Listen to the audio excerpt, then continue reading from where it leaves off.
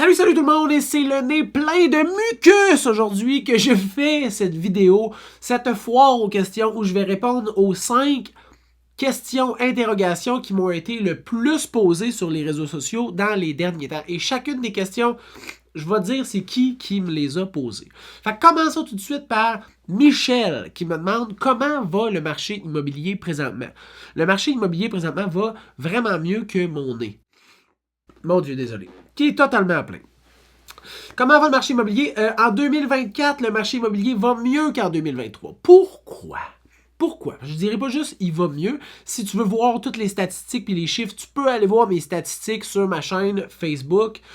Non, ma chaîne YouTube qui s'appelle Service immobilier. Dans l'onglet Comment va le marché immobilier, puis tu as tous les chiffres, les vrais chiffres. Tous les chiffres détaillés par région, par...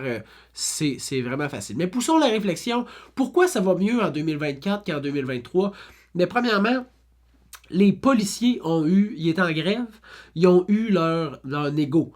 Les enseignants étaient en grève, ils ont eu leur négo. C'est quand même 2 grands bassins d'employés, d'acheteurs de maisons qui drivent le marché immobilier, qui ont réussi à avoir gain en négociation. Fait que ça vient aider. Parce que, tu sais, si tu es en négo pendant 8 semaines, que tu fais moins que ton salaire de d'habitude, il y a des maudites bonnes chances que tu aies un petit break sur ton projet immobilier.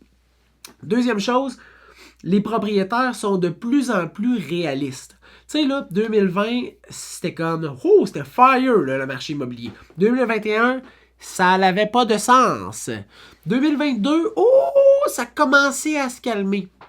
2023, c'était plus difficile. Fait que là, on s'éloigne du moment où c'était incroyable, c'était bubbly, ce marché-là. Fait que là, les propriétaires, ils commencent à revenir sur la terre un peu. Revenir sur la terre, ça veut dire que de plus en plus, davantage de propriétaires vont baser leur choix sur les conseils de leurs professionnels, sur les statistiques et les mathématiques, au lieu de se dire « Ouais, moi, pense que ça commence mal ta phrase quand tu dis « Moi, pense que...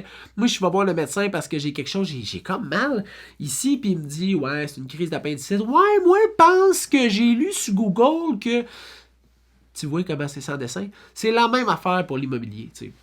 Il y a du monde qui ont les compétences pour essayer de t'aider, puis de te guider, puis de te donner les bons outils de réflexion. Écoute-les. Donc, la deuxième chose, c'est que les propriétaires sont de plus en plus réalistes. Les taux d'intérêt, ça c'est le troisième facteur, les taux d'intérêt sont plus stables. Ils annoncent même peut-être une petite baisse, mais le fait qu'ils ne sacent pas le camp à 7, 8, 9%, ça aide énormément. Puis la quatrième chose, c'est qu'il y a plus de maisons dans le marché immobilier présentement québécois. Ce qui veut dire que s'il y a une forte demande, mais il y a plus d'offres, ça s'équilibre un peu. C'est pas équilibré, mais ça tend à s'équilibrer. Fait que Michel, c'est pour ça que le marché immobilier présentement va bien. Il va comment? Il va bien. Il va bien pour les vendeurs, puis il va mieux pour les acheteurs. Deuxième question, c'est Julie qui me pose ça. C'est quoi le meilleur moment pour vendre? Le meilleur moment pour vendre, c'est quand tu en as besoin. Ça, c'est la première affaire. Mais mettons, dans l'année, là, si je te fais une courbe, là, ça va être une bosse, ça va comme être un chemin avec un dos d'âne. Janvier, février, mars, avril, mai, juin, juillet, août, septembre, octobre, novembre, décembre. Tu l'as vu partir, tu la voyais plus, parce que ça commence après ça à janvier. Fait que janvier, février, ça lève. Mars, avril, c'est fire raide. Mai, juin, ça commence à se calmer. Juillet jusqu'à décembre, c'est un marché régulier. Fait que si j'ai à te faire un conseil, puis tu es capable de le suivre, si tu es capable de vendre entre janvier et mai, c'est le meilleur moment de l'année pour vendre une propriété.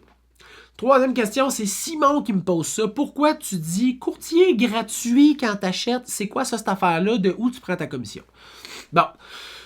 Premièrement, un courtier, c'est pas gratuit quand tu achètes, mais ça se peut que tu le payes pas. À vrai dire, il y a de fortes chances que tu ne le payes pas. Pourquoi? Parce que quand un vendeur utilise les services d'un courtier immobilier pour vendre, dans son contrat, il y a déjà un pourcentage qui est préparé pour un courtier qui viendrait apporter un acheteur et qui finaliserait la transaction. Donc, si toi, tu es dans cette situation-là, tu prends un courtier, vous allez visiter une maison, c'est vendu par 1, 2, 3, l'agence du coin, vous faites un offre d'achat, c'est accepté, vous passez devant le notaire, tu n'as jamais besoin de payer ton courtier, c'est le vendeur qui va payer le courtier du vendeur, puis le courtier du vendeur qui va partager sa rétribution avec ton courtier. Et c'est pour ça que je dis que c'est gratuit. Puis il y a plus de 90% des transactions qui se passent à l'aide d'un courtier immobilier au Québec. Donc on peut dire qu'il y a de fortes chances que tu n'aies pas besoin, mon Dieu, de payer ton courtier immobilier si tu veux acheter. Puis là, tu sais, j'en ai parlé régulièrement, à tous les 3 mois, je pense que je fais une vidéo là-dessus, mais ça vaut la peine d'avoir un courtier immobilier quand tu veux acheter. Informe-toi pourquoi. Va voir les vidéos sur ma chaîne. Je ne veux pas rentrer dans le sujet plus que ça, mais ça peut être gratuit. Là, tu me diras, ouais, mais une maison sur du proprio? Ah ben là. Si le vendeur est prêt à payer le courtier pour faire la transaction, bingo, tu n'as pas besoin de le payer. S'il ne veut pas payer le courtier immobilier, puis il est dans son droit de ne pas vouloir le payer, bien là, à ce moment-là, c'est à toi de décider, est-ce que tu vas prendre ton courtier puis tu vas le payer?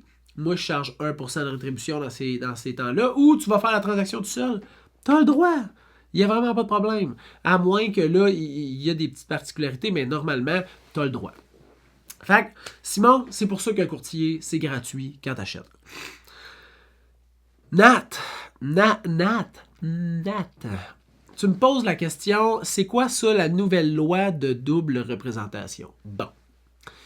Là, je tiens à mentionner, disclaimer, ce n'est qu'une brève explication qui n'est pas un avis juridique de la loi. Vous pouvez aller voir sur le site de l'OASIC où c'est très bien expliqué parce que l'OASIC est là pour protéger le public. Moi, je suis juste là pour vous divertir et vous informer un peu. Donc, bref, je vais juste tenter de vous expliquer ça rapidement. La première chose qu'il faut comprendre, pour représenter quelqu'un, il faut un contrat. Donc, si tu représentes un vendeur, c'est parce que tu as un contrat de vente avec lui. Tu ne représentes pas un acheteur tant que tu n'as pas signé un contrat d'achat avec lui.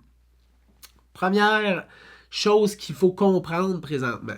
Et là, la double représentation, c'est que tu n'as pas le droit d'avoir un contrat avec le vendeur et un contrat avec l'acheteur et de faire la transaction parce que là, si tu as un contrat, tu représentes les intérêts de ton client que tu représentes et tu ne peux pas défendre les intérêts de deux parties qui n'ont pas les mêmes intérêts dans la même transaction.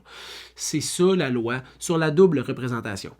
Là, les petites particularités, là, parce que moi, je représente énormément d'acheteurs dans une année. Je signe jamais de contrat d'achat ou quasiment pas. Ça veut dire que je les représente pas. Légalement, là, dans les textes, dans notre déontologie, là, si j'ai pas de contrat avec eux, je les représente pas et automatiquement, je représente le vendeur. Même si je le connais pas, même si je l'ai jamais vu, même si j'y ai jamais parlé. Toutefois, c'est important de comprendre que le courtier que tu utilises pour acheter, avec lequel tu n'as pas de contrat, va quand même être là pour te donner un service de qualité. Et là, je ne m'embarque pas plus loin parce que je ne veux pas aller dans une polémique et me mettre dans une situation houleuse. Allez lire les textes de loi, mais je vous conseille fortement d'utiliser un courtier pour acheter, un courtier pour vendre, pas le même dans les deux cas, puis là, ça règle tout le problème. Super facile! Mais la double représentation, c'est ça. Pour représenter, il faut un contrat, puis tu peux pas avoir un contrat avec l'acheteur et le vendeur en même temps. Simple, Nat, c'est ça. La 5e question, c'est Tim qui me pose ça. Et merci que ce soit la dernière question parce que, my God, que j'ai de la misère à vous parler. Crois-tu que les maisons sont négociables? Tim. J'aime ta question parce que ça me pousse à vous parler de comment est le marché présentement. Tim, le marché est à 2 vitesses.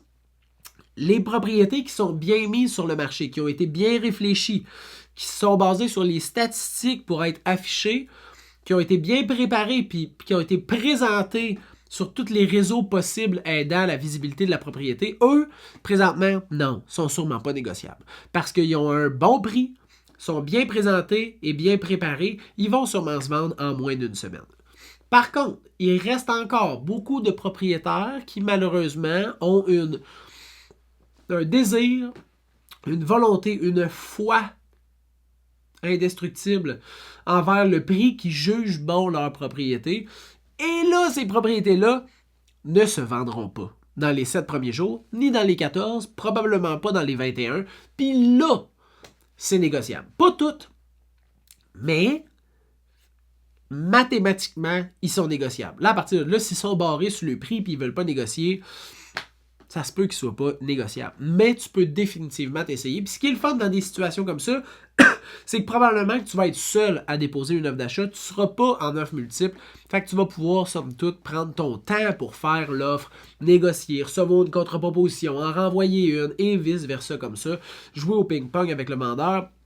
Fait que oui, il y a des propriétés qui sont négociables. Puis si tu regardes les moyennes des prix affichés versus prix vendus, on est en dessous de 100%. Ce qui veut dire qu'en moyenne, les transactions se passent en dessous du prix affiché au Québec. Partout au Québec. Fait que si tu m'écoutes puis tu comprends mon accent, clairement, tu es au Québec. Fait que ça répond aux 5 questions que je me suis fait le plus poser dans les dernières semaines. Je ne savais pas quoi faire comme vidéo. Je ne savais pas. J'ai moins d'idées. Aidez-moi. Mais ça, ces questions-là, ça vient m'aider à faire des capsules puis à continuer de vous donner de l'information sur l'immobilier, ce que j'aime drôlement faire. Je vous souhaite une bonne fin de journée et je retourne à ma boîte de mouchoirs.